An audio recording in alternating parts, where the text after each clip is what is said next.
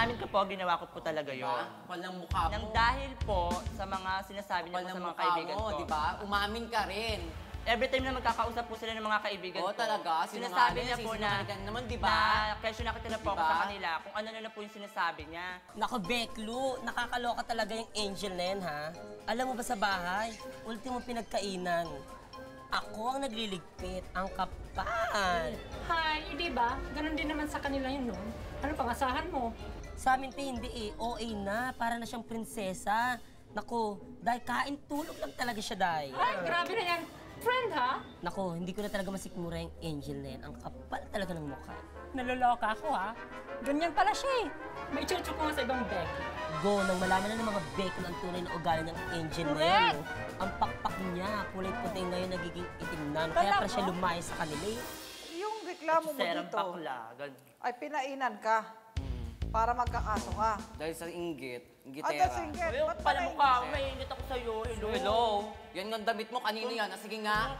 Pala mukha mo, mga damit ko sinusuot mo. Excuse me. Hay nako, sisirahan pa tayo ngayon. I'm sure maraming papa. Correct, dapat talaga maraming papadal na pagod ako. No? Correct. Teka, damit ko yan ah.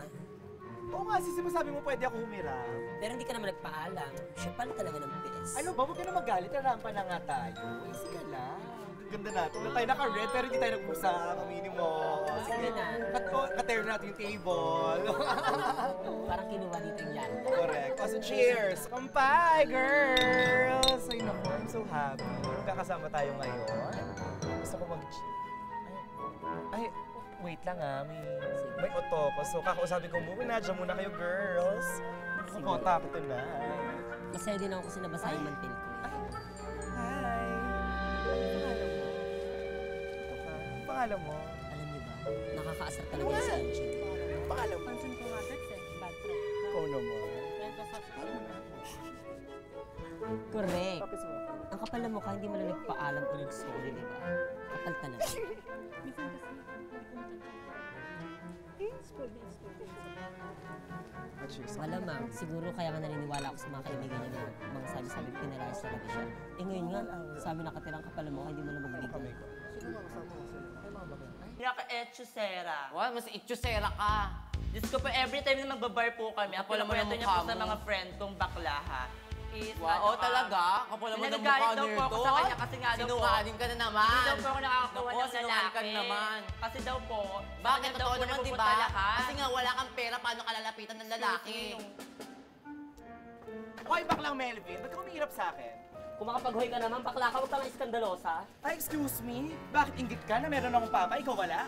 Papa mo yun, jowa mo, mas gwapo pa jowa ko nun eh. Kala ko tsuhin mo nga eh. Ay, sus! Baka nga kayo pa kayo inihirapan. Inggitera kung bakla ka. Dex, Ay, naku. tayo mag-away.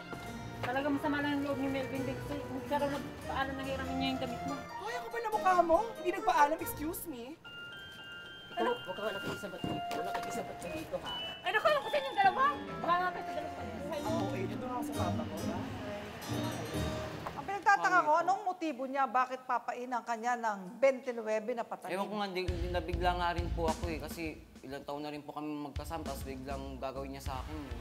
Wala naman akong maling pinakita sa kanya. Wala Pati kami magulang ko, wala rin naman. Kinukop mo? Oo. Saan sa kumukuha ng kinakain niya? Sa Samantalang bahay, kay nakatira sa magulang ko rin po kasi naglalabas. Or nagbibigay din ako sa inyo ang kapal mo. Hoy, ako pala mo ng mukha mo, nagbibigay ka. Kasi, paano ako makapagbigay kasi nagnanakaw ka. Ay, ako pala ang kapal Sa mo pera ka ko. mo. Nay! Alis na po ako. Pasok na ako sa parlo. Siyempre, kailangan kumain para may makain tayo. Gumimik ka ng gumimik. Bakit may pera pa ba dyan? Oo naman. Niretira pa ako 100 kagabi sa gimmick namin. O sige, ingat ka na ha. Okay. Ito yun. Hala! Minatira pa ako 100 dito kagabi. Angel, nakita mo ba yung pera dito sa wallet ko? Hala, wala akong ginagawa sa mga gamit mo, ah.